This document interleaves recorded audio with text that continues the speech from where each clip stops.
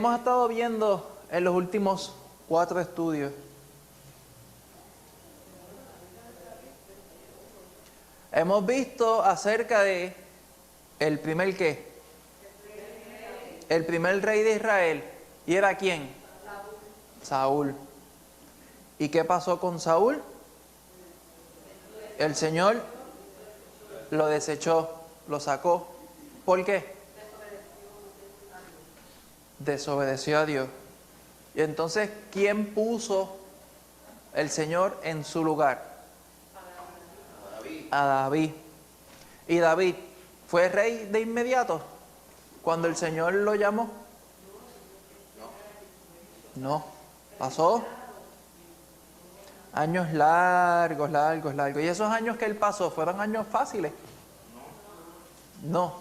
¿Por qué? Lo perseguía. ¿Quién lo perseguía? Saúl. Estaban pensando, José, como que no me deja de hacer preguntas. Pues van bien, se están acordando. Sí. Se están acordando. ¿Y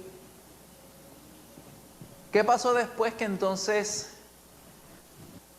termina el reino de Saúl y entonces ya David es ungido como rey delante de todo el pueblo para que todo el mundo lo vea?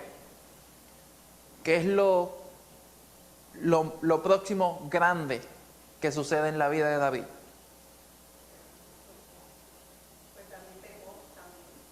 La parte de David, pecar. ¿Qué hizo?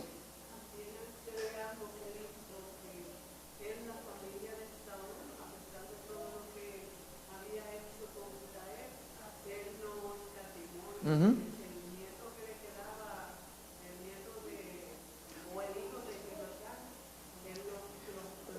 Sí. Mefiboset, por amor a Jonatán. Pero entonces, ¿qué vemos antes de que llegue Salomón? Y hay un pequeño typo en la guía, porque dice Solomón.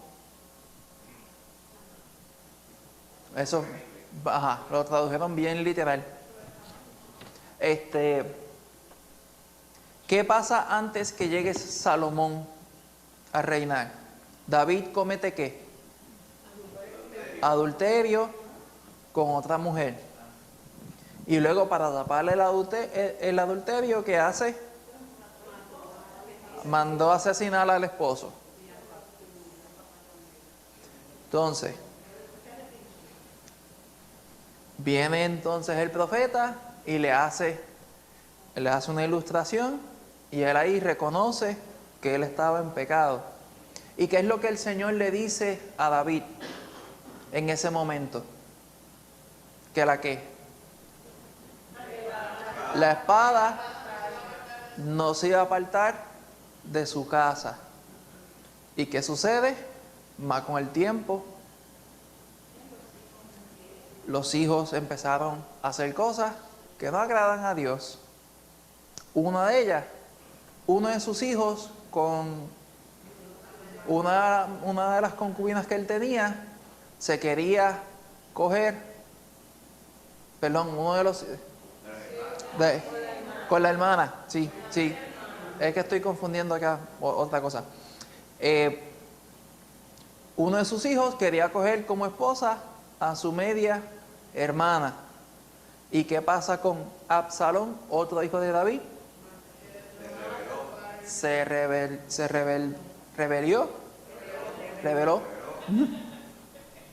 Perdón, hermano, llevo todo el día entre español e inglés y tengo la mente ya como un huevo frito. Se rebeló, le entró la furia y mató a ese hermano. Porque Amnón, porque entonces él ¿qué? ¿Qué le había hecho con su hermana? La violó. Tamar. Hermana completa de Absalón. Exacto. Entonces se vengó de Amnón. Exacto. Y lo engañó y lo mató. Y ahí vemos la naturaleza también. ¿De quién? de Absalón, que era un hombre que le gustaba el poder, le gustaba tener el dominio sobre todas las cosas. Algo que es característico de un hijo de Dios. Se supone que no. No debería suceder. ¿No? No debería. ¿Por qué digo no debería? Porque ninguno de nosotros estamos exentos a que nos pase por la mente algo similar. También vemos aquí que lo que Dios dice se cumple, que la palabra de Dios no cae a tierra. Él dijo que por causa del pecado de David iba a haber consecuencias, y esa es la consecuencia que vemos sobre la tercera generación de David, que ellos pecaron, ellos hicieron cosas que en verdad David sufrió mucho, no se lo esperaba. Pienso yo aquí mirando el espectáculo de David, su vida, que él no se esperaba que sus hijos fueran a comportarse de la manera que lo hicieron, pero ya hubo una sentencia por causa de su pecado. Una sentencia que sí se vio cumplir, que se cumplió en cada uno de ellos, de los hijos de David. Inclusive, aún en el mismo Salomón, vemos cómo fue la vida de Salomón, aunque Dios le facilitó muchas cosas, bendiciones, pero también se ve que hubo también ahí consecuencias de ese pecado. Exacto. Y esto nos ilustra a nosotros, hermanos, de que nosotros, aunque somos hijos de Dios, no estamos exentos a pecar, a fallarle al Señor, y no estamos exentos a recibir castigo por nuestras acciones. David recibió castigo por sus acciones, pero sabemos a través de la vida de David, David fue una persona que fue salva, porque en su corazón estaba, aunque hizo las cosas mal, en su corazón estaba el querer agradar al Señor. Un arrepentimiento genuino. Pero esto nos muestra a nosotros de que no porque somos hijos de Dios y ya estamos salvados de la ira de Dios, de la paga del pecado, no significa que estamos exentos a pecar y a recibir castigo por nuestras acciones. Como vemos aquí, David fue una persona grande. ¿Por qué? Fue una persona, un pastor de ovejas que terminó siendo rey de una nación. Lideró esa nación en sin número de batallas y esas batallas las ganó. O sea, el Señor le dio sabiduría para poder gobernar al pueblo, para poder llevar a cabo su trabajo. Pero eso conllevaba también una carga bien grande. Requería que esa persona, en este caso David, estuviera firme con el Señor, tuviera una comunión fuerte en el Señor, que dependiera del Señor siempre, para que el Señor lo ayudara a tomar las decisiones correctas. El Señor siempre le iba a mostrar su voluntad, siempre y cuando él se dejara llevar por lo que el Señor le decía. Vemos a través de la vida de David los ejemplos buenos y malos.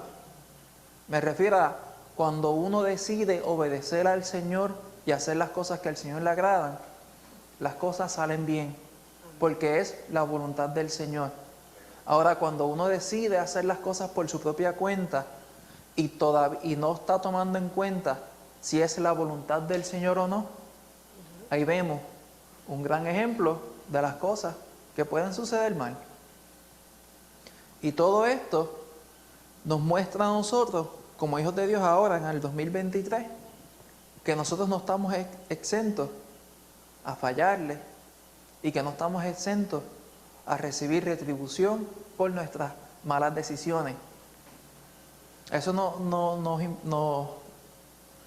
nos debe llamar la atención para siempre estar examinando nuestra vida, nuestra comunión con el Señor día a día, para ver en qué estamos fallando al Señor o en qué estamos haciendo las cosas correctas. Casimira. Sí, todo lo que tú estás diciendo va compaginando con lo que voy a decir. Es el único hombre en la Biblia que Dios le llama que tiene un corazón como el de Dios.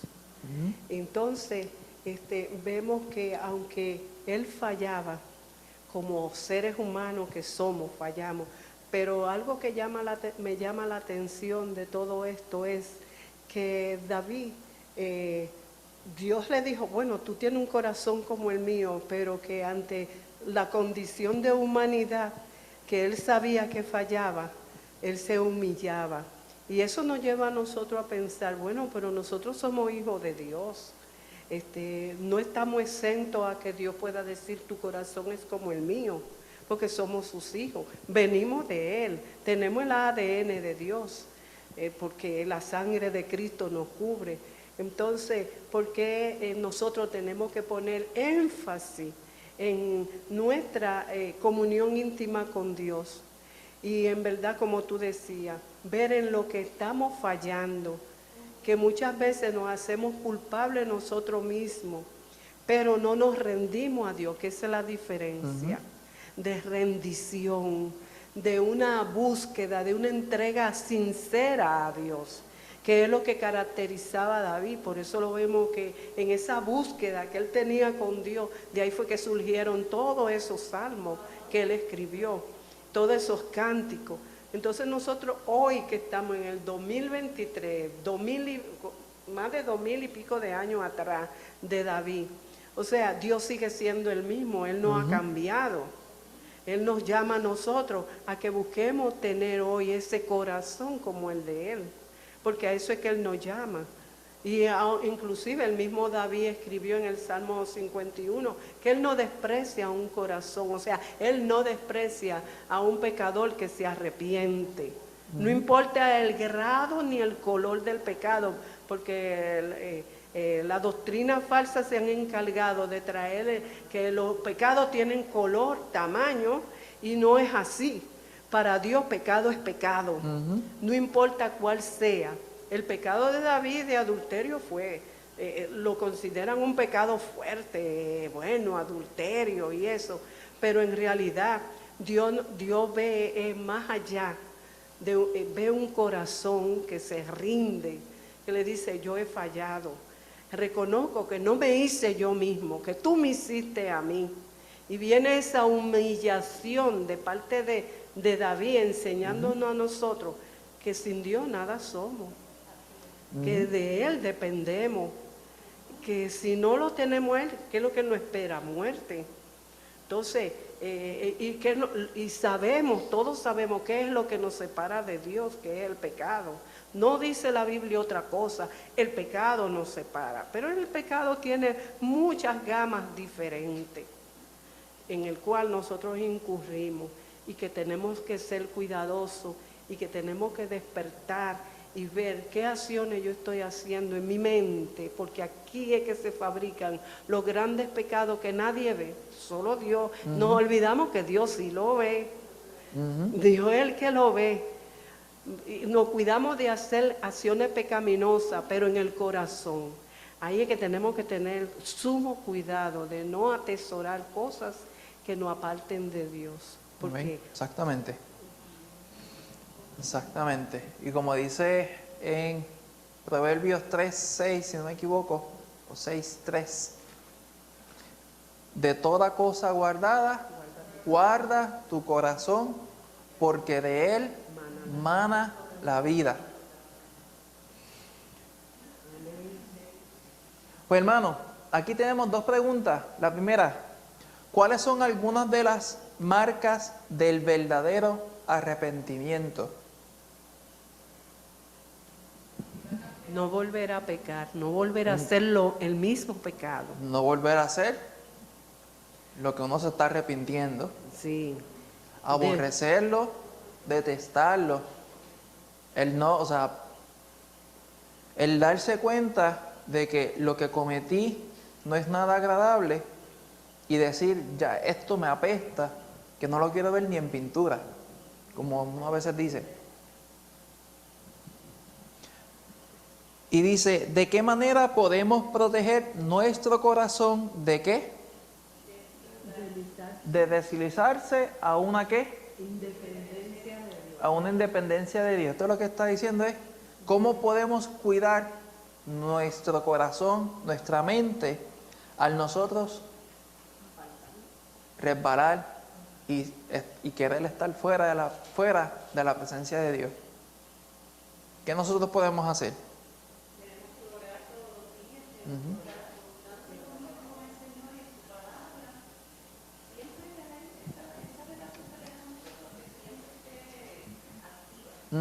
Amén, exactamente.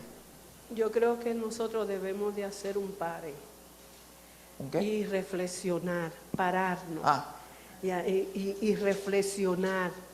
Yo tengo que detenerme porque tengo que ver qué es lo que me está haciendo deslizarme, independizarme, coger otra dirección. Porque si el pecado es que yo me devuelva de lo que yo estaba haciendo para no hacerlo más. Pero a veces nos deslizamos y cogemos otros rumbos, pero tenemos que detenernos. Yo tengo que pensar, yo tengo que escudriñarme, yo tengo que ver qué me está haciendo a mí apartarme de Dios. Tengo que ver mis pensamientos, escudriñarlo, qué dardo me está tirando el enemigo, que yo tengo que detenerme. Tengo que ver mi corazón, dónde está puesto mi corazón, dónde yo lo estoy poniendo que me atrae. Porque en el mundo hay muchas cosas que atraen y nos separan de Dios. Yo tengo que detenerme, yo tengo que ver, yo no puedo, yo tengo que ir ante Dios con herramientas de lo que yo estoy fallando y decirle, Señor, mira, te estoy fallando en esto. Presentarle en oración mis fallas y pedirle al Señor su fuerza, porque el enemigo tiene un poder, tiene poder limitado, pero lo tiene. Entonces nosotros necesitamos ser sinceros con Dios, porque eso caracterizaba a David, su sinceridad de decirle, Señor, te estoy fallando en esto, no puedo con esta situación, no puedo con estos pensamientos, no puedo, cual sea la situación que me esté desviando, yo tengo que pararme, yo tengo que meditar, tengo que centrarme y ver, me está separando esto. Oye, el televisor, le estoy dando más tiempo que orar, le estoy dando más tiempo que ayunar, le estoy dando más tiempo que la lectura. Esas son puertas que uno le va abriendo al enemigo, porque eso mismo le pasó a David. Se supone que cuando él debía estar en la guerra, ¿dónde estaba él? Él estaba en una azotea, distrayéndose. Ahí vino el enemigo y ustedes saben todo lo que pasó. Entonces, y fíjense que la misma palabra nos va llevando. Después de un año fue que David pudo venir a darse cuenta que él había pecado contra Dios. Y si no es porque el profeta Natán le hace esa historia de esa ovejita, él no cae en cuenta ni le señala, tú eres ese hombre que pecaste, que usaste lo que no era tuyo. O sea, que uno lo pone fácil, pero no es tan fácil. Uno tiene que detenerse, uno tiene que examinarse, escudriñarse y venir con sinceridad delante de Dios, porque a Dios nosotros no lo podemos engañar. Dios no puede ser burlado. Y dice la Biblia, lo que tú siembras, eso es lo que tú vas a cosechar, lo que tú vas a cegar. Así que tenemos que nosotros, para restaurar esa relación con Dios y librarnos de esa independencia que andamos buscando, es sopesar, pensar, detenerme y entonces ir ante Dios con evidencia de que tú te diste cuenta que tú le estás fallando al Señor y tú sabes en qué área, y tú irse y presentársela al Señor. Entonces ahí Dios sí va a obrar en favor de nosotros, en ayuda nuestra. Nos va a extender la ayuda, para que nosotros podamos salir. Entonces ahí es que se cumple lo que dice, viene el gozo, viene la paz, porque mientras estamos en esa incertidumbre y señalándonos nosotros mismos, la culpabilidad, muchas veces la culpabilidad en vez de acercarnos nos aleja. Entonces tenemos que meditar en esas situaciones que nos apartan de Dios. Amén. Hay ciertas cosas, hermanita, que hay que también estar bien pendiente de que no todo lo que viene a nuestra vida es parte del enemigo. Muchas veces es nuestra propia humanidad, nuestros propios deseos, como dice en Santiago. Pero eso es un tema aparte. Sí, pero déjame aclararte. Nosotros somos los que le abrimos puertas. Quizá Él no esté mirando, no esté pendiente de que nosotros, pero déjame decirte que Él no pierde el tiempo, Él está observándonos. Y Él ve nuestras acciones, ve las puertas que le abrimos y Él se va a meter. Él no va a pedir permiso, se va a meter. Nosotros no le abrimos, no todas las acciones vienen de parte de Él. Pero date cuenta de algo, cuando Dios le dijo a Satanás, cuando entró al cielo, ¿estaba Satanás pendiente de Job? No fue así. Fue Dios quien le llamó la atención a Satanás en cuanto a Job. ¿Qué le dijo? ¿Ha visto a mi siervo Job? Y le dijo, ¿y qué? ¿Tú lo has visto? Que le dijo Satanás, le preguntó, ¿y qué hace? Rondeando la tierra. ¿Y no ha visto a mi siervo Job?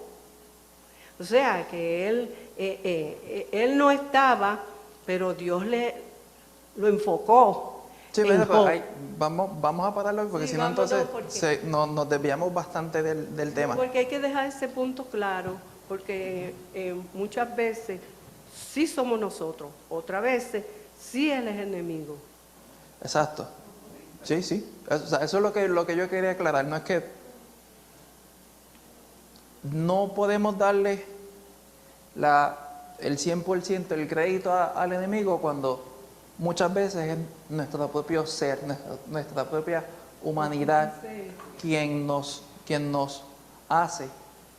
No nos hace, sino que está ahí ese deseo y nosotros somos los que fallamos, los que doblamos rodillas por parte de ese deseo, esa carnalidad, esa naturaleza vieja que todavía tenemos adentro.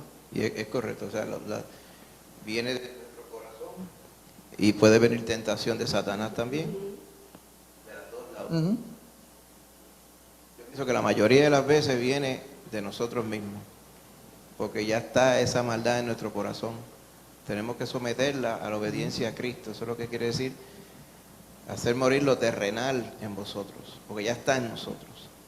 Ahora, ya sea que venga de parte de nosotros o que venga de parte de Satanás, la decisión de obedecer, la tentación, venga de donde venga, es de nosotros. Exactamente. Pero se supone que Dios nos hizo a nosotros nueva criatura, que podemos nosotros vencer la vieja criatura. La podemos vencer. Claro. Entonces, claro, pero eso no quiere decir que el mal no esté en nosotros. sí, está en Porque, nosotros el mal, pero tenemos la ayuda del Espíritu Santo para que podamos vencer la tentación, podamos vencer, porque la tentación es tentación hasta que pecamos. Podemos vencer. Estamos aclarando de dónde viene la tentación. Lo que no es correcto es decir que siempre viene de Satanás, porque la Biblia dice claramente que aún ese mal está en mí, como dice Pablo allá en Romanos. Veo una ley en mis miembros que me lleva a obedecer las cosas de la carne, y por eso es que él se frustraba diciendo, ¿y quién me va a librar de este cuerpo de muerte? Porque ya él sabe que nuestra carne fue crucificada con Cristo, pero entonces ¿por qué todavía tenemos la tentación que sale de nosotros? Y es porque este cuerpo no ha sido redimido por completo. Nuestra alma ha sido redimida, pero nuestro cuerpo todavía está en la carne. Sin embargo, también recibimos tentación del diablo. El diablo tienta, pero también dice que la concupiscencia, el deseo malo está en nuestro corazón también. Y si eso le hacemos caso y lo atesoramos en nuestra mente, pues también se transforma en una tentación. Tenemos entonces, por el poder del Espíritu Santo, y también por nuestra propia decisión también, porque estamos convencidos y enseñados por la palabra, decidir hacer lo bueno y no hacerle caso a la tentación, venga de afuera o venga dentro de nosotros mismos. Amén. Pues hermanito, vamos a pasar aquí al video. Ya esta información pues la hemos hablado ya, porque no voy a ir en detalle sobre ella porque sería repetir ya lo mismo. Aquí hay una breve ilustración acerca de las cosas que escribió David y también Salomón. Salomón también tuvo parte en los Proverbios. Él fue el quien escribió el libro de Eclesiastés y Cantar de los Cantares. Vemos que el Señor le dio sabiduría también a Salomón para poder impartir sabiduría de parte del Señor. Vamos a ir un momentito aquí al video y luego entonces pasamos a la porción bíblica. A ver si...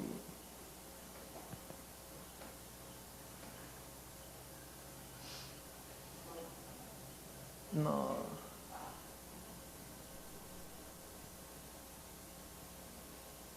Pide. Ahí. ¿Qué quieres que te dé? ¿Qué pregunta tan asombrosa?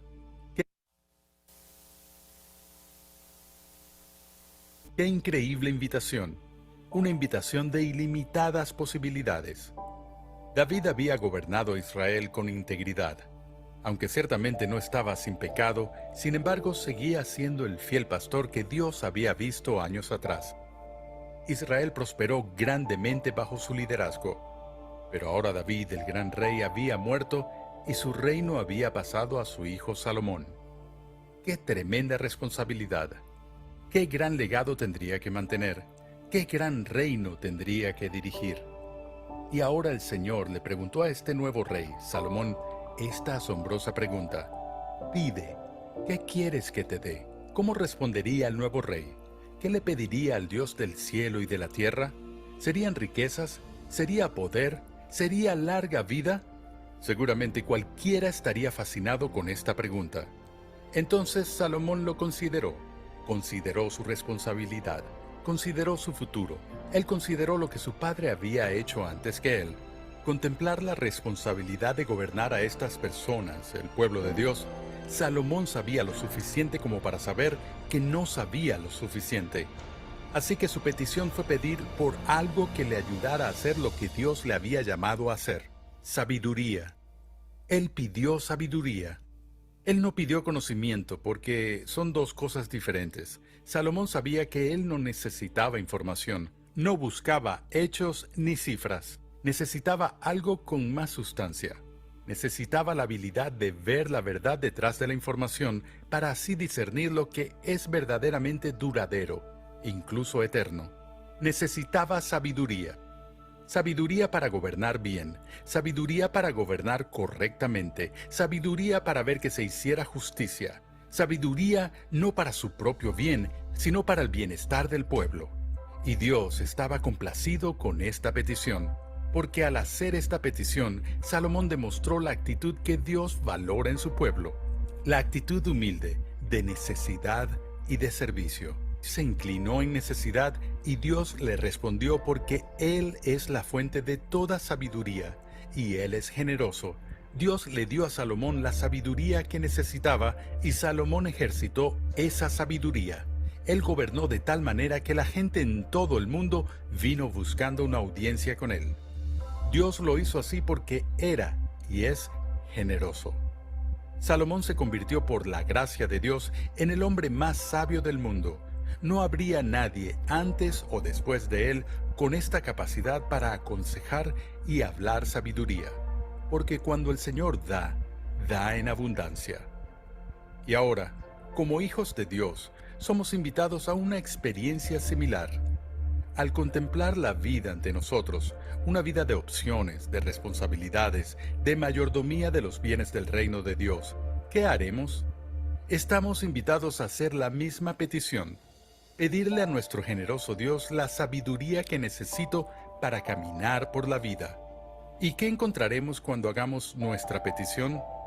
Encontraremos un Dios dispuesto a dar, a proveer, a permitir, un Dios que todavía otorga sabiduría. Dios nos invita diciendo, si a alguno de ustedes le falta sabiduría, pídasela a Dios y Él se la dará, pues Dios da a todos generosamente sin menospreciar a nadie. Pero para hacer esta petición debemos venir con la misma actitud humilde de Salomón. Estamos invitados a, como Él, inclinarnos en necesidad, en humildad y servicio. Entonces, así podremos hacer nuestra petición con confianza, porque conocemos al Dios que nos ha preguntado. Él es generoso con nosotros. Aún más, llegamos sabiendo que la sabiduría es dada plenamente a través de Jesús, en quien está escondido todo el tesoro del conocimiento y la sabiduría. Venimos sabiendo que la sabiduría no es solo una cosa que llena nuestras cabezas, sino una persona que llena nuestros corazones.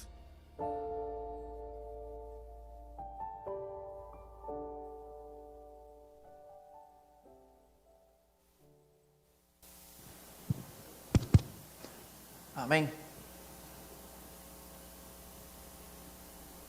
Ahí. Ahora sí, hermanito. Vamos a pasar a la porción, bíblica. Ustedes pensarán, ¿por qué hablamos de David en la introducción si vamos a hablar de Salomón? Tenemos que saber lo que pasó en la vida de David para entonces tener una idea acerca de la vida de Salomón. ¿Por qué? La vida de David tiene un trasfondo al cual impacta la vida de Salomón. Vamos a ver en 1 Reyes capítulo 3, versículos del 5 al 9. Alguien, Karina, para poder leerlo. Vamos aquí.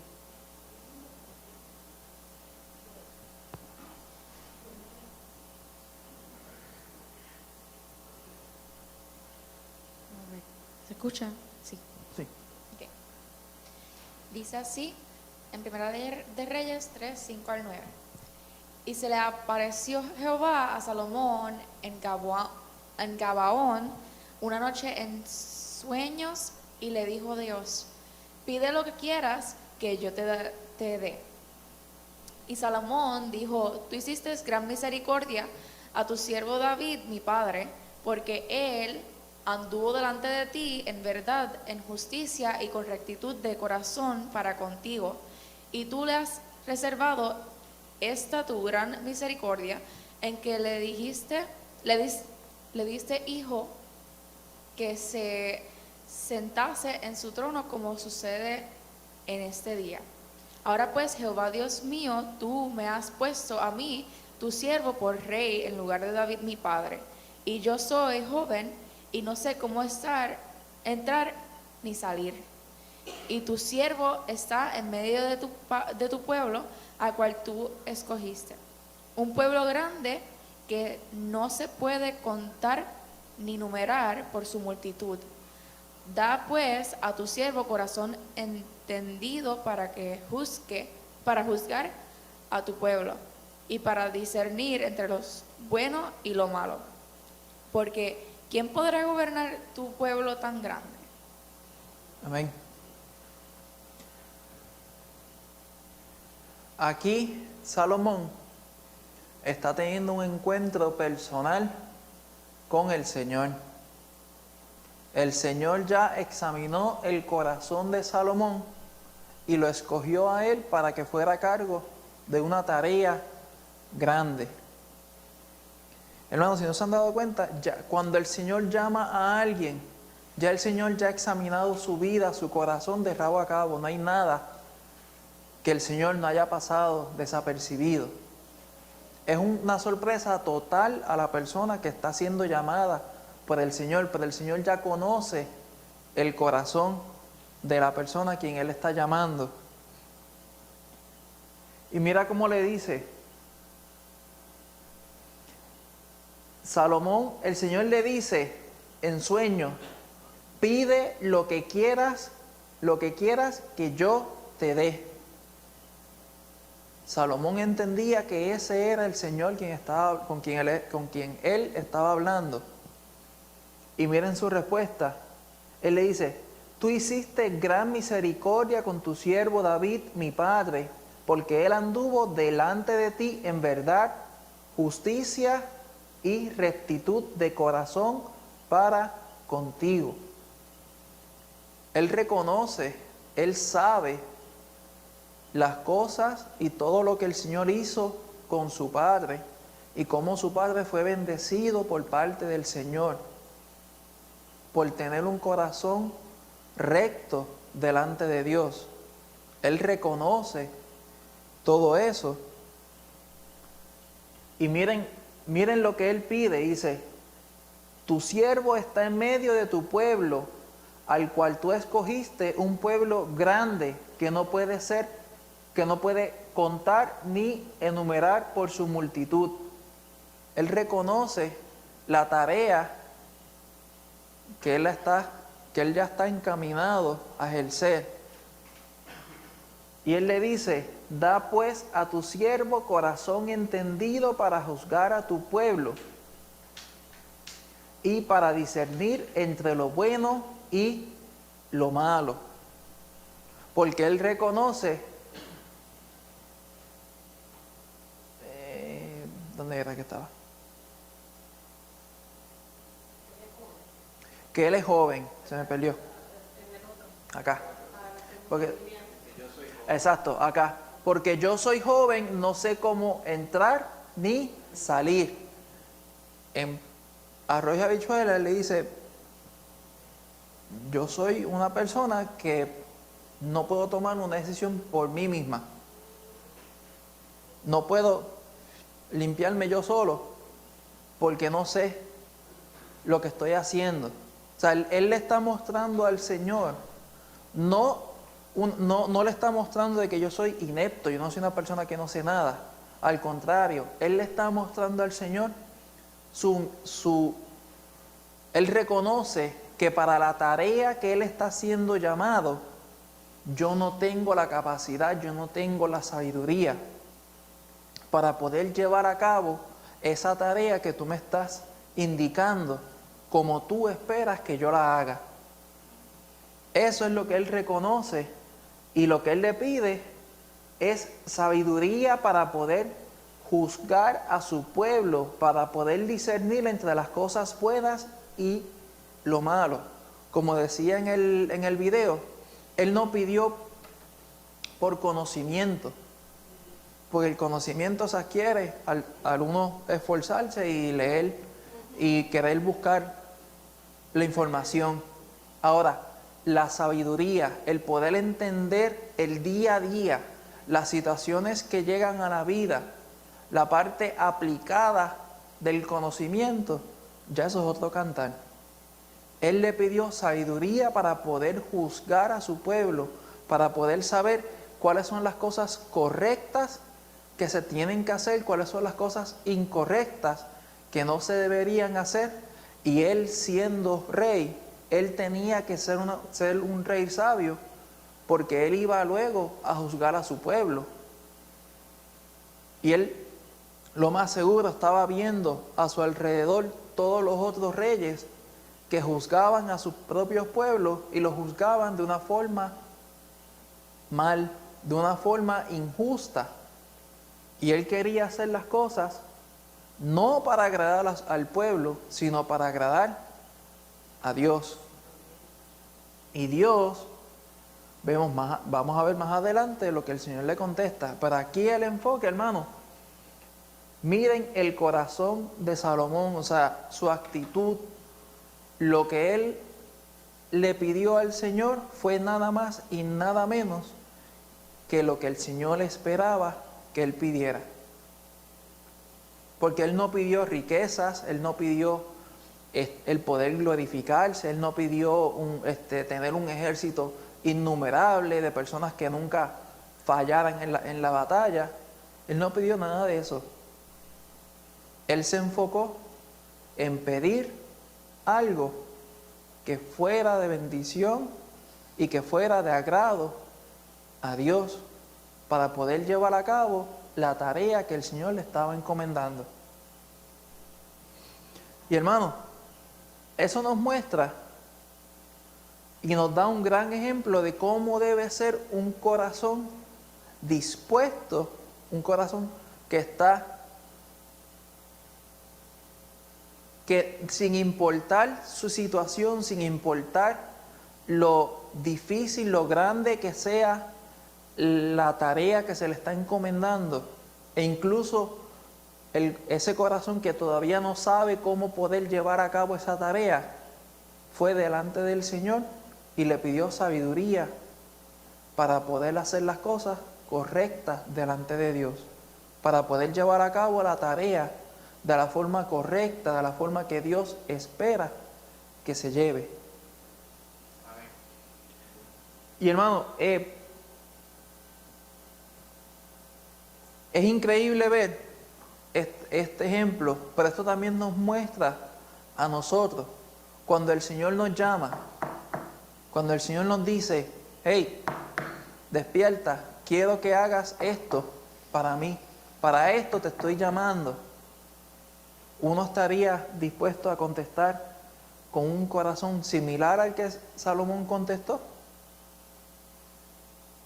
Es una pregunta para meditar, hermano, porque el Señor nos llama a hacer su obra. El Señor cada día nos dice qué debemos hacer, nos muestra cuál es su plan con nosotros, pero está en nosotros el querer hacer las cosas para agradar al Señor. ¿Iba a decir algo? Me llama la atención de ese versículo, cuando él le pide a Dios que le dé sabiduría. Si podemos ver, cuando Dios llamó a su padre David tuvo una preparación mucho antes de llegar a ser rey. O sea, cobró experiencia, cobró sabiduría. Pero en el caso de Salomón, hijo de David, no se da así. Se tiene un llamado en el cual él está mostrando, mira, no tengo la capacidad para gobernar este pueblo en justicia, como debe de ser, y para agradar a Dios. Entonces, se nota la diferencia de que Dios hace unos llamados que llevan tiempo y Dios hace otros llamados que son de corto tiempo. Entonces, nos está mostrando que esos llamados que son rápidos, que se dan, se muestra en ese versículo, que para tú poder ejercer el llamado que Dios te da, tú tienes que completamente depender de Él, tal como hizo Salomón. Venir, pedirle lo que Él necesita. Y eso fue lo que a Dios le llamó la atención. No le pidió riqueza, le pidió sabiduría. Dame el entendimiento para yo poder aconsejar, dirigir. Vemos que hay dos llamados que son diferentes. Uno que fue a largo plazo, porque David tuvo una preparación larga, no fue rey de una vez, tuvo que pasar situaciones difíciles, mas sin embargo, este es rey ahora, lo sustituye a su padre, pero no tiene la experiencia que tenía su papá. Entonces, vemos ahora cómo él se ve necesitado y un corazón temeroso de hacer las cosas tal como a Dios le agrada, no a mi manera, porque él lo pudo hacer así, a mi manera. Pero él buscó la dirección de Dios, el consejo de Dios, porque había un temor en su corazón. Y para agradar a Dios, primeramente, ¿qué tenemos que hacer? Temer a Dios y hacer su justicia y hacer su voluntad. Me fijé en eso, porque mira, no había visto yo esto, de que hay dos llamados aquí, uno de largo plazo y otro de corto plazo. ¿Okay? Y algo bien importante el saber también es que en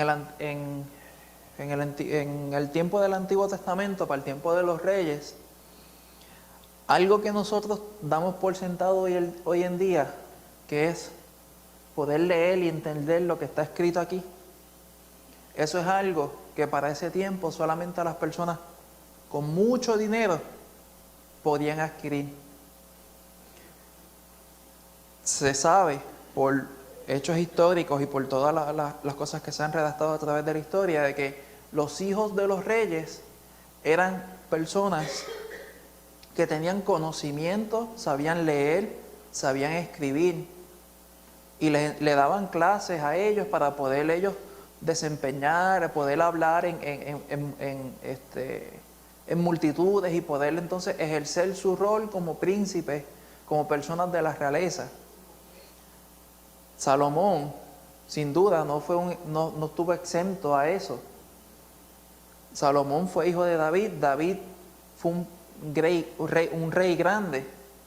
Por ende, se puede asumir de que Salomón tuvo cierto tipo de enseñanza mientras él estaba siendo criado, siendo un niño, de parte de todas las personas que estaban en el palacio junto con él. O sea que Salomón, como tal, ya él tenía cierto conocimiento, ya él sabía ciertas cosas que si tú lo comparabas con una persona común y corriente de ese tiempo, pues iba a estar por encima.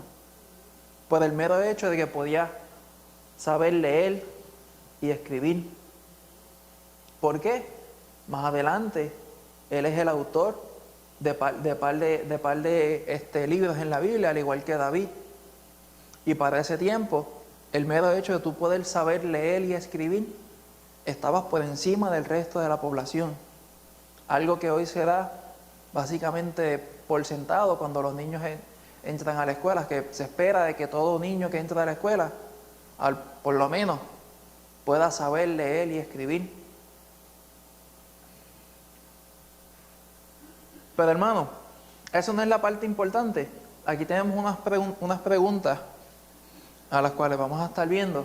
Dice, según este pasaje, ¿cuáles son algunas de las cosas que Salomón creía sobre Dios y sobre sí mismo?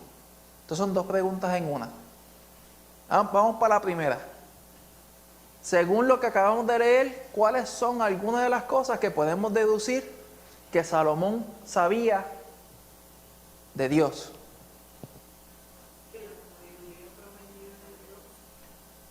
Amén. Que la sabiduría provenía de Dios, que es misericordioso. Algo bien importante que se le está escapando, que él sabía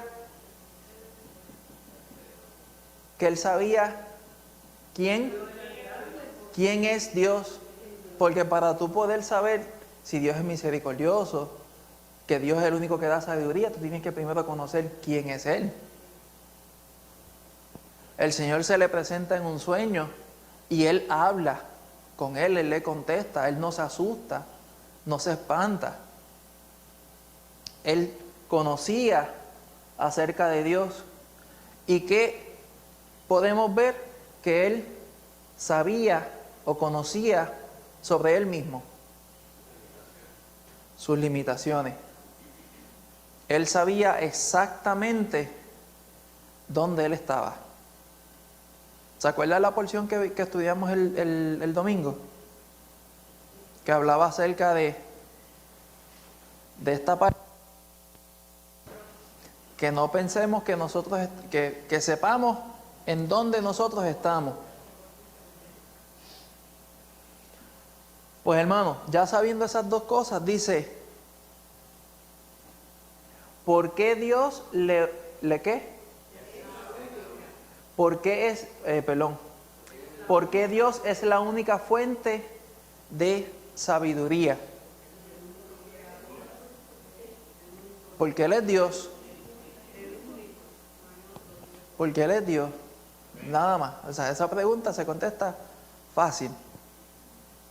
Y dice, ¿cuáles son algunas de las áreas? Claro, esto es ya para meditar. Si alguien la quiere contestar, pues se puede, pero esto es más para meditar. Se la llevan de asignación. ¿Cuáles son algunas de las áreas de tu vida ahora mismo en las cuales necesitas necesitas desesperadamente la sabiduría del Señor? No lo tiene que contestar, eso es para que mediten en ella. Pero hermano, vemos en este pasaje a un hombre, a una persona, a un joven que sabe dónde él está ubicado, sabe quién lo está llamando y para qué lo está llamando. Si lo comparamos con un joven de hoy en día, está por encima, ya empezó y está por encima de la mayoría de la población. ¿Por qué? Si uno se pone a ver la juventud hoy en día, ¿qué es lo que uno ve? Desorden. Un desorden total, no saben para dónde quieren ir, no tienen una idea clara de qué es lo que quieren hacer, y menos aún saben cuáles son sus límites.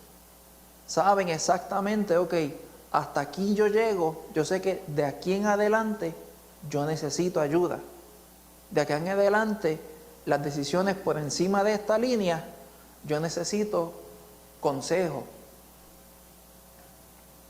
Y vemos a un joven que reconocía sus limitaciones, que sabía quién era Dios y que también importante, que reconocía quién lo estaba llamando para comenzar un trabajo, una obra. ¿Quién era el que lo estaba llamando para poder llevar a cabo un plan? Amén, hermano. Amén. Bueno, entonces vamos entonces a pasar a los versículos 10 al 15. ¿Alguien que quiera leer esta porción? ¿Gloria? Sí. Ok. Estaba meditando aquí hay una parte que considero que es bien hermosa en esa porción del capítulo 3, el versículo 6 al final, cuando le dice al Señor, y tú le has reservado, ¿verdad? Hablando de David, de su padre David, y tú le has reservado esta tu gran misericordia, en que le diste hijo que se sentase en su trono, como sucede en este día. O sea que ahí vemos también la promesa de que Dios le había hecho a David, el pacto que Dios hizo con David cuando lo habíamos estudiado hace poco en el capítulo 7 de Segunda de Samuel 7, ¿verdad? Entonces, qué hermosa la palabra de Dios, porque vemos aquí que esa promesa que Dios le hizo, como no dependía de David, esa promesa, ese pacto, debo decir, ese pacto con David, como no dependía de David, pues ese pacto nunca cambió, o sea que sí se cumplió el pacto de Dios a pesar del pecado de David. Eso no dañó, ¿verdad? El pecado de David no afectó ese pacto, porque había sido un pacto que no dependía de él. Sí, tuvo unas consecuencias su pecado, pero el pacto de que se sentara el hijo en el trono, pues se cumplió como Dios lo había dicho en su palabra, que es la palabra que le dio a él. Y esa parte pues es bien bonita, ¿verdad? Ver cómo de verdad vemos el cumplimiento de ese pacto del Señor. Amén.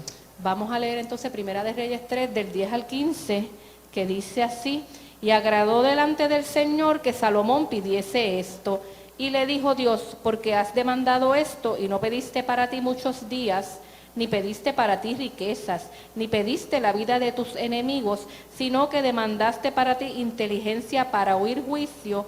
He aquí lo he hecho conforme a tus palabras. He aquí que te he dado corazón sabio y entendido, tanto que no ha habido antes de ti otro como tú, ni después de ti se levantará otro como tú.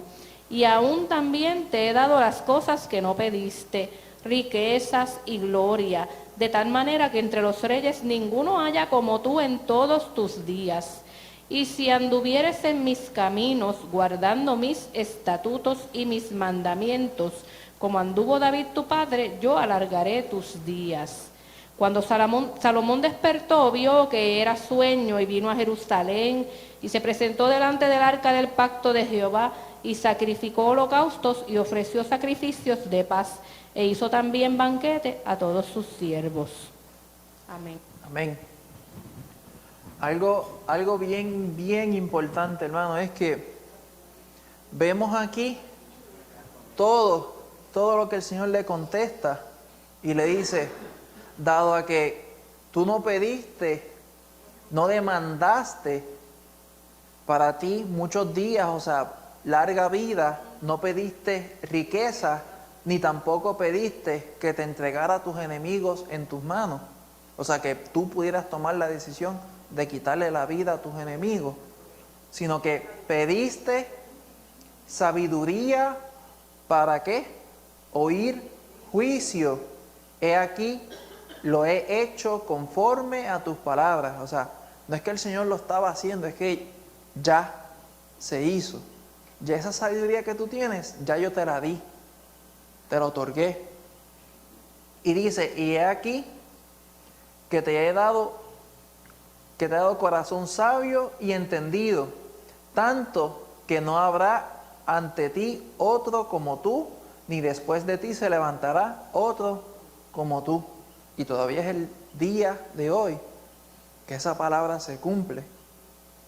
No se ha levantado ningún rey, ningún gobernante más sabio que Salomón. Y dice, y aún también te he dado las cosas que no pediste. Miren en específico que te dice, te he dado. No está diciendo te daré. Es que ya te las entregué a ti. Todas estas cosas, dándolas ya hechas, ya ciertas. Y dice, riqueza y gloria, de tal manera que entre los reyes ninguno, ¿qué? Tú en todos tus días. Si vemos después la vida de Salomón, todos los reyes que estaban en el tiempo de Salomón se maravillaban por las cosas grandes que Salomón hacía y todas las cosas que Salomón tenía. Sus grandes riquezas, su conocimiento, todo. Pero miren, hermanos, esto es el Señor contestándole a lo que Él le pidió en los versículos anteriores. Que el Señor le había pedido, pide y yo te daré. El Señor le contesta, y aquí hay una parte bien esencial, que dice, y si anduvieses en mis caminos, guardando mis estatutos y mis mandamientos, como anduvo David tu padre, yo ¿qué? Alargaré tus días. Dejándole saber a él, todo esto yo te lo he dado porque pediste sabiduría, pero si tú sigues mis mandamientos, si tú me buscas de corazón y haces las cosas correctas delante de mí, yo voy a permitir que tú tengas una vida larga, que mueras de viejo, como uno dice, que puedas ver a tus hijos, nietos, bisnietos, tataranietos y si acaso los otros 2 o 3 generaciones más por ahí. Porque dice, cuando Salomón despertó, vio que era un sueño, pero no era un sueño. El Señor estaba hablando a través del sueño, pero la conversación que él tuvo con el Señor no fue un sueño. Fue real. El Señor utilizó el sueño para comunicarse con Salomón. Y vemos que luego él va a Jerusalén y ofrece sacrificios y hizo banquete para sus siervos, para todas las personas que estaban con él. Hermano, ¿por qué crees que este pedido le agradó al Señor? ¿Por qué ustedes creen lo que Salomón pidió le agrada a Dios? Lucy. ¿Ah? Algo que yo iba a preguntar Ajá. ahorita, de alargar los días, si la Biblia cuando dice alargar los días se refiere a la vida material o a la vida eterna. No, a la vida aquí física. Que voy a alargar tus días, es que vas a tener una vida larga aquí en esta tierra. En ese contexto, exacto. Sí, exacto. No le está hablando acerca de la salvación, le está hablando de esta vida aquí terrenal. Porque yo, Exacto, en este contexto. Yo pienso que el Salmo 23 ya es más como la eternidad, porque dice Exacto. que en la casa de Jehová moraré por la Ujú. noche del día, porque Exacto. es la casa de Jehová, pero aquí muchas Exacto. veces los reyes, pues el Señor les Ujú. envía la luz. Exactamente. Por el contexto, como decía yo. Exacto. En esta porción se está refiriendo a la vida aquí física, terrenal. Y cuando el Señor dice que te va a alargar tus días, eso implica de que, o sea, vas a tener una vida larga, buena, una vida próspera, de bendición.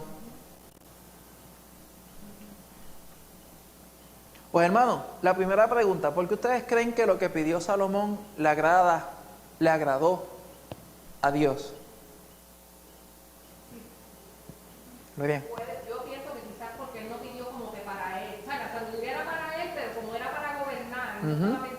él no estaba pidiendo algo como si fuera riqueza, que es para él mismo, sino que era para beneficio de los demás. Su sabiduría va a ser un beneficio para el reino y para el pueblo del Ujú. Señor. ¿Ven? Exactamente. Yo pienso que él pidió esto, era algo que él reconocía que no tenía y que venía de Dios, que era parte de que solo Dios le podía dar. Ujú. Él sabía que tenía que ir a Dios y pedirle la sabiduría, porque no era que él lo tenía, no era cuestión de que él andaba por ahí la sabiduría, era cuestión que el único que podía dar la sabiduría era Dios. ¿Ven? Rosana.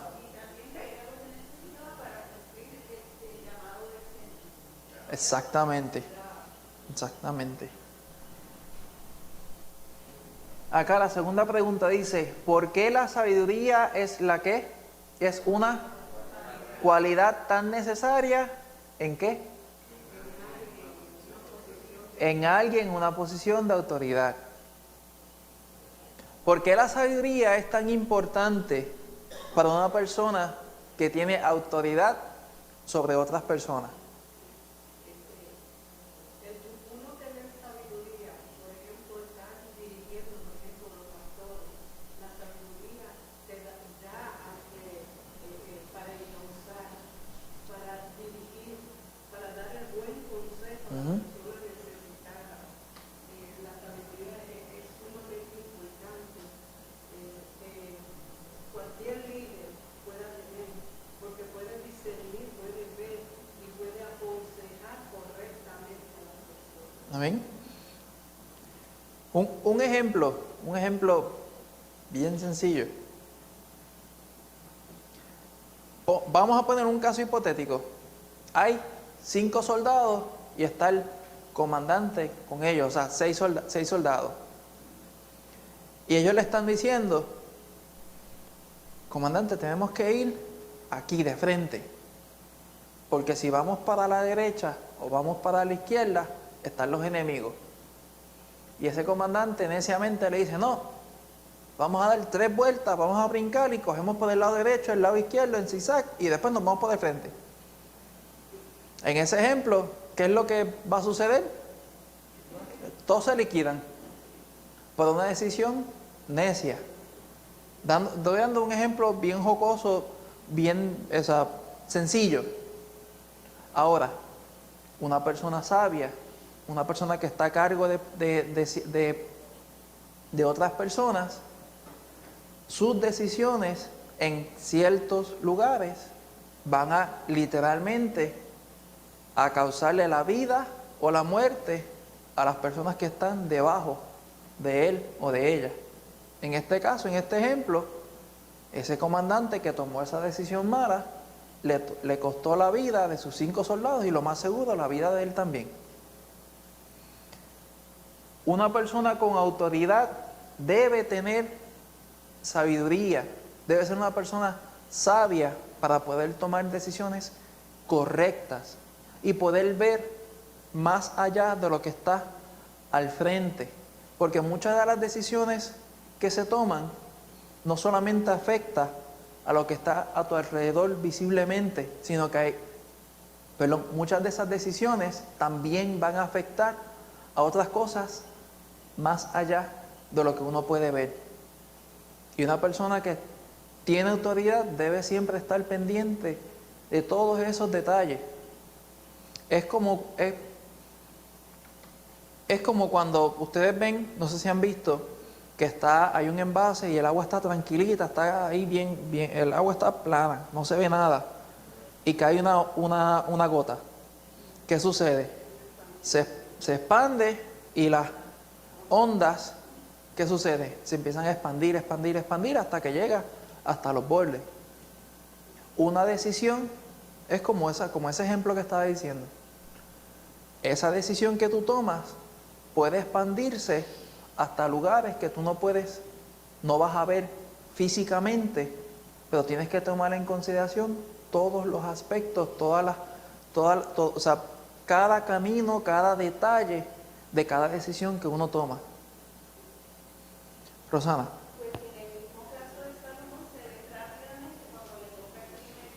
Uh-huh.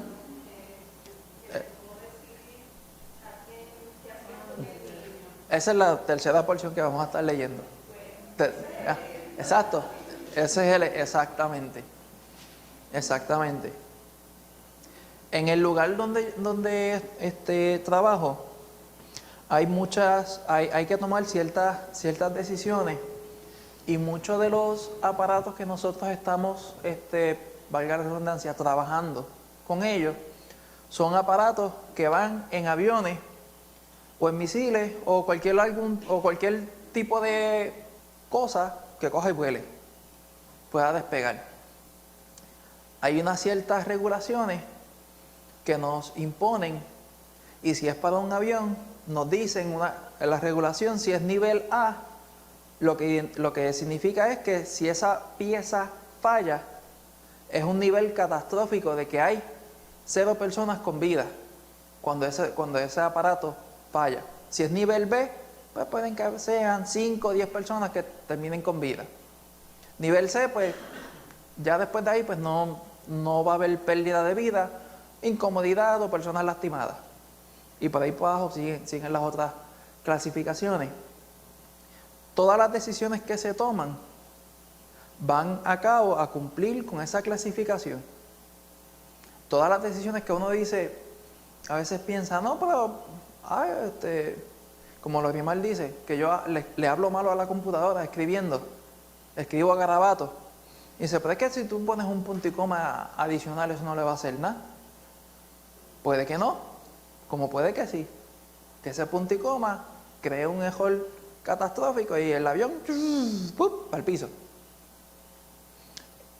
Una decisión que se debe tomar es asegurarse de que todo el trabajo que se haga se verifique y se reverifique para que esté apto para poder ir a esa unidad.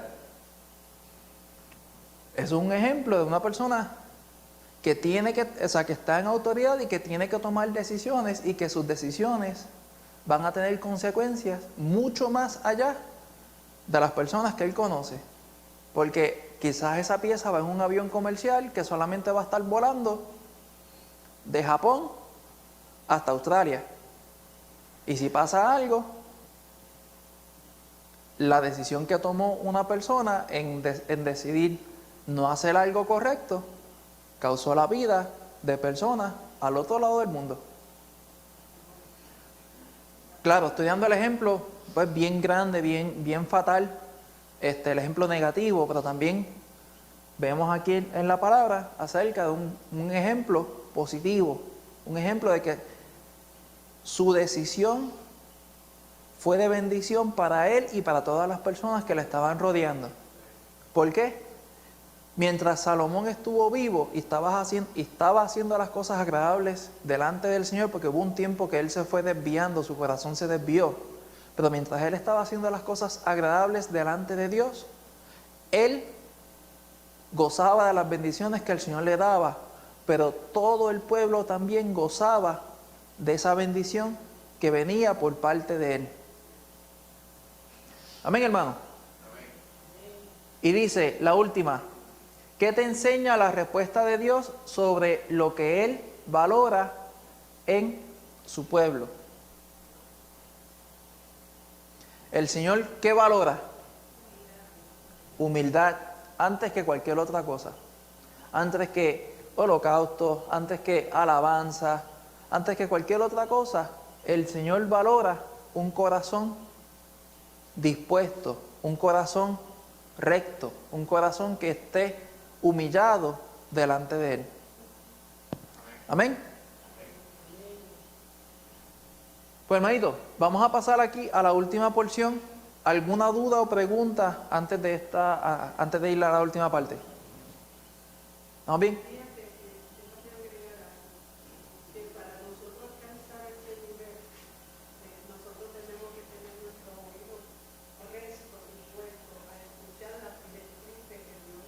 Uh-huh.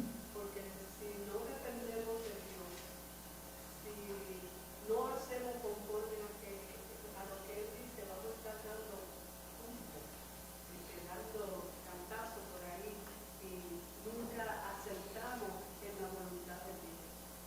Exactamente. Tenemos que escuchar, prestar oído, porque eso me llama la atención de Josué cuando él entró a Jericó. Él siguió paso a paso lo que Dios le indicó cada día Uh-huh. de cómo iba a entrar a Jericó y cómo Dios le ayudó. Pero el pueblo tuvo que seguir las directrices que Dios le estaba dando para poder alcanzar el propósito. Uh-huh. No podemos Amén. alcanzar propósito sino o escuchamos y discernimos y poder entonces con sabiduría de Dios poder entonces alcanzar los propósitos de Dios. Amén. Pues hermanito, ok. ¿Algún voluntario que quiera leer esta última porción? ¿Quién dice yo? ¿Sí? Ok, sí, está bastante larguita. En aquel tiempo vinieron al rey dos mujeres rameras y se presentaron delante de él. Y dijo una de ellas: "Ah, Señor mío, yo y esta mujer morábamos en una misma casa, y yo di a luz estando con ella en la casa. Aconteció al tercer día después de dar yo a luz, que ella dio a luz también, y morábamos nosotras juntas.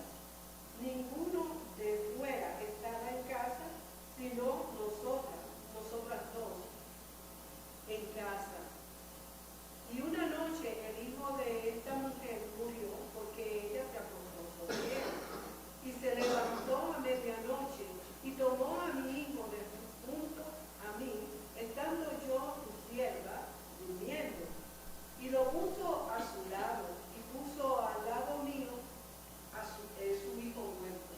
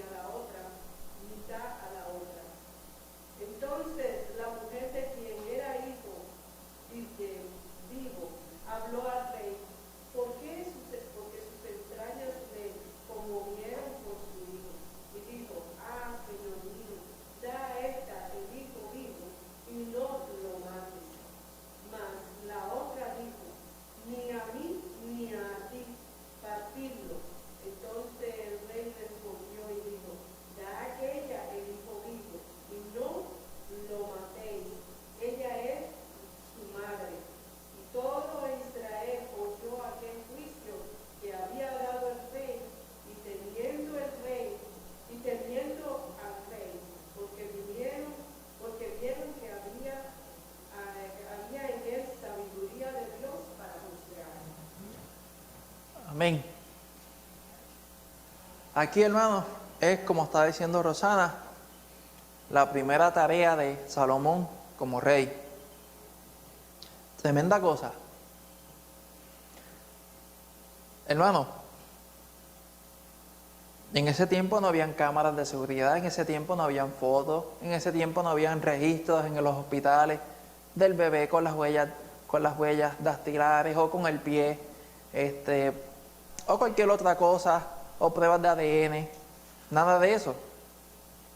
Para ese tiempo había que tomarse a face value lo que se le estaba diciendo, pues, y esperar que uno tomara la decisión correcta basado en lo que uno estaba escuchando. Y que no había testigos tampoco allí porque No. decía que no había nadie allí. Exacto. Entonces, como dice Lorian, no había ningún testigo, era la voz de una madre contra la voz de la otra. Ese caso, en eso, ganaba el que pudiera persuadir mejor a la persona que iba a estar juzgando, sea cierto el cuento que le estaban presentando o no. Y aquí vemos un dilema. Dos mujeres rameras que por sus acciones, por su trabajo, o puede ser que fueran mujeres casadas, pero no creo, eran mujeres que se vendían su cuerpo por dinero. Las dos estaban para parir el bebé, más o menos una bien cerca de la otra. ¿Por qué? Una dice que parió a su hijo y la otra dice que a los 3 días salió el otro. Que para los efectos de uno ver un bebé de 1 día o de 3 días es casi lo mismo. La única diferencia es que está hinchado. Pero si tú no lo viste cuando nació, en el momento te dicen, este es tu bebé, tú no sabes. Me pasó con Benjamín. Claro, Benjamín era el único nene que estaba en el nursery en ese momento. Creo que era el único bebé también que estaba. Cuando nace me dicen, ese es tu nene, y yo lo veo hincho y jubio, y yo, espérate, ese es el mío. ¿Estás tan seguro que ese es el mío? Porque salió jubio. Pues en ese caso, pues, si me hubieran puesto otro con un pelo más oscurito, pues quizás pensaba, ese es el mío. No, este otro es el tuyo. Pero anyway, para este caso, ¿qué pasó?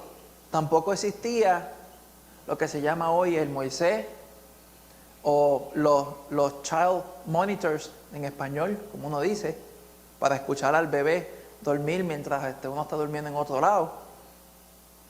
Estaban durmiendo ambas mujeres con sus hijos en una misma cama. ¿Qué pasó?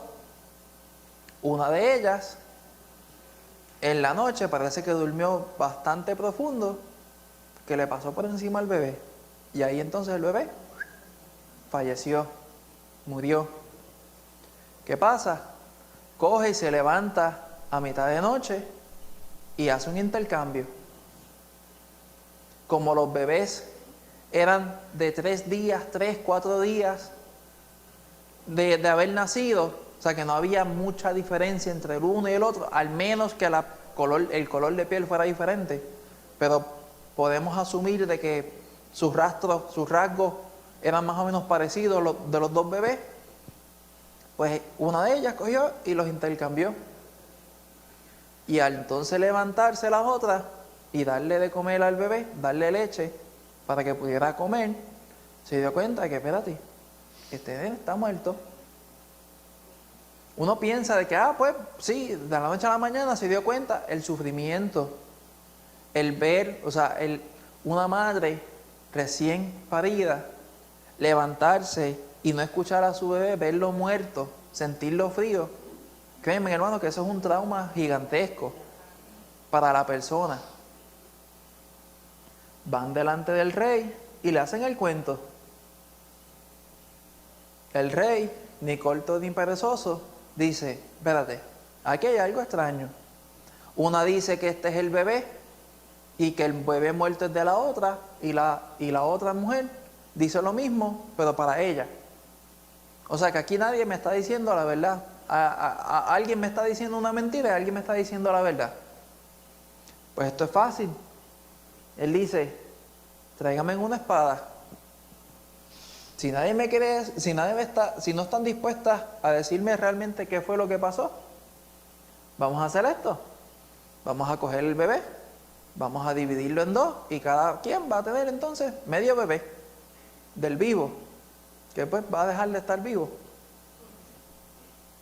Pero entonces ahí vemos el instinto maternal de la madre verdadera, la madre que amaba a su hijo. Porque dice que cuando escuchó esto, ¿qué? Se conmovieron sus entrañas por su hijo. O sea, en ese momento esa madre tomó la decisión de, no me importa que entonces yo pase el resto de mi vida sin que mi hijo sepa quién yo soy, pero después que él esté vivo, yo estoy bien. Y ahí entonces Salomón dice, pues vamos a picarlo. Y ahí fue que ella levantó la mano y dijo, no, para, no tienen que llegar hasta ese punto. Dáselo a ella, dale el bebé vivo a ella. Pero ¿qué sucede, hermano? Vemos que la otra mujer dice, nada, ni vivo ni muerto, pícalo por la mitad, olvídate. Y ahí entonces el rey, por la sabiduría que el Señor le dio, ya él sabía cuál iba a ser la respuesta correcta para identificar la madre verdadera, la del hijo vivo. Y ahí le dice, pues, dale el hijo vivo a esta. ¿Y cuál es esta? A la que se conmovió y pidió que no lo mataran. Y a la otra, pues, dale el hijo muerto. Y todo el pueblo escuchó lo que Salomón había hecho. Y entonces el pueblo, como vemos a través de los tiempos, cada vez que veían a una persona que estaba haciendo las cosas agradables delante del Señor, ¿qué hacían? Lo seguían hasta cierto punto, por un tiempo. Y después, ¿qué volvían a hacer? Darle la espalda otra vez al Señor. Pero vemos que aquí el pueblo se maravilló de la habilidad que Salomón tenía para poder discernir entre lo bueno y lo malo, para poder juzgar y ser una persona justa. Y eso fue a causa de la contestación que él le dio al Señor, y el Señor honró su petición. Dice, ¿qué llevó a Salomón a tomar esta decisión? La decisión de coger al niño y picarlo. Exactamente. Él sabía, la verdadera madre iba a oponerse para que no le quitaran la vida a su hijo. Y dice, ¿por qué es un buen ejemplo el del ejercicio? Espérate. Esta pregunta está media jara. ¿Por qué es un buen ejemplo del ejercicio de la sabiduría? Porque es un buen ejemplo la persona actuar sabiamente. ¿Qué tú puedes ver cuando una persona actúa de una manera sabia? ¿Qué tú puedes ver, percibir? Hay justicia, no hay parcialidad. Ajá.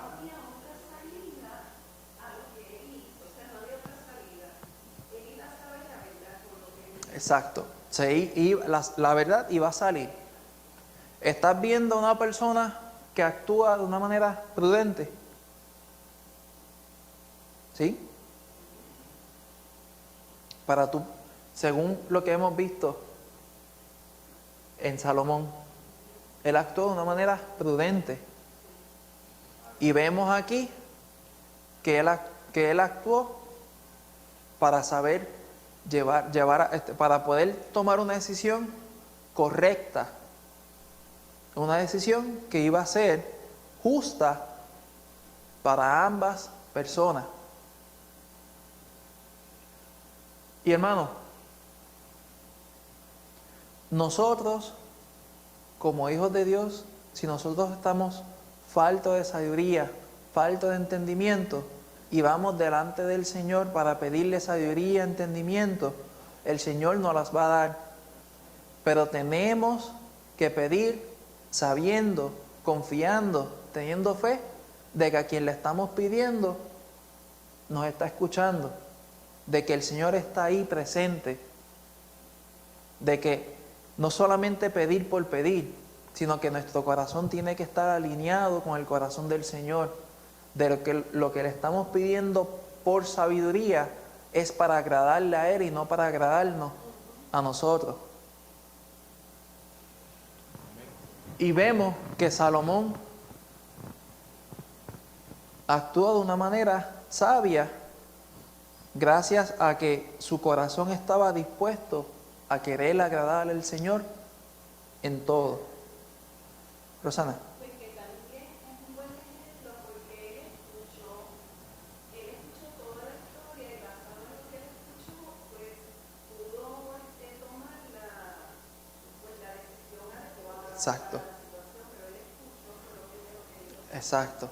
Él escuchó ambas partes, él no tomó ninguna decisión así como que a la ligera, sino que él aseguró de escuchar ambas porciones de la situación.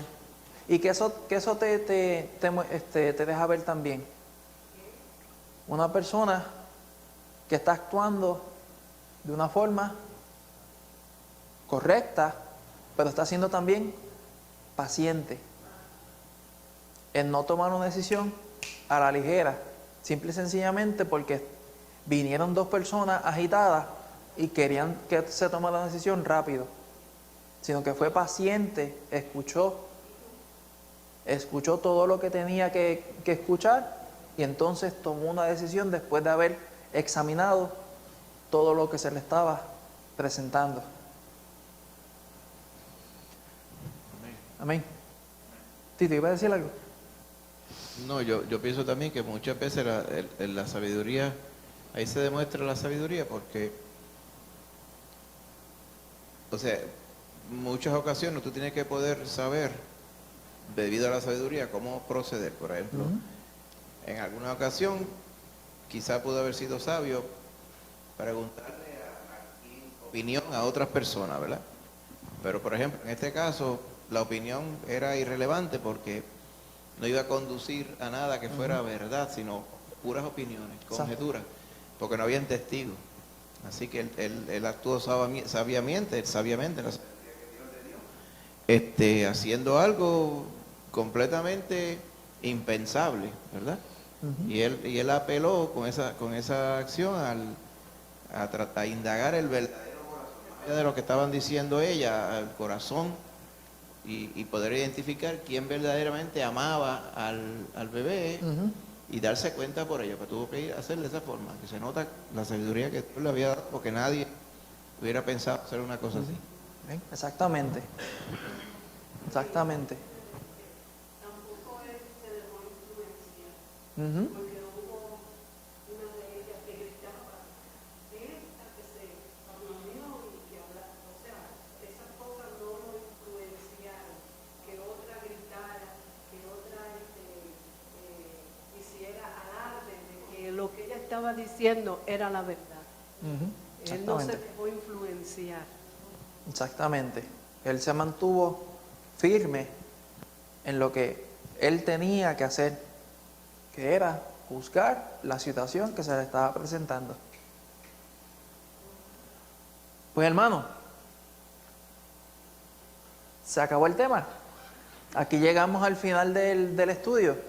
vemos a una persona que pidió de acuerdo a lo que el Señor esperaba y el Señor lo bendijo de una manera grande, que incluso el Señor mismo le dice: te voy a conceder hasta las cosas que no me pediste, porque pediste para agradarme a mí y no para agradarte a ti. Pues hermano, ya hemos visto acerca de Salomón y de su comienzo como rey en Israel.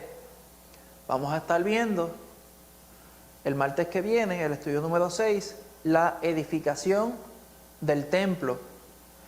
Si nosotros estudiamos bien la vida de David, David en un momento quiso levantar un templo para el Señor, pero el Señor le dijo que no, que tú no ibas a hacer tal cosa. Va a ser tu hijo quien me va a levantar el templo. Pues él procuró entonces, como el Señor le dijo que no le iba a levantar el templo, él procuró prepararlo todo para que Salomón entonces pudiera tener la forma de cómo entonces prepararle el templo al Señor. La porción para leer, Primera de Reyes, capítulo 5 al capítulo 8.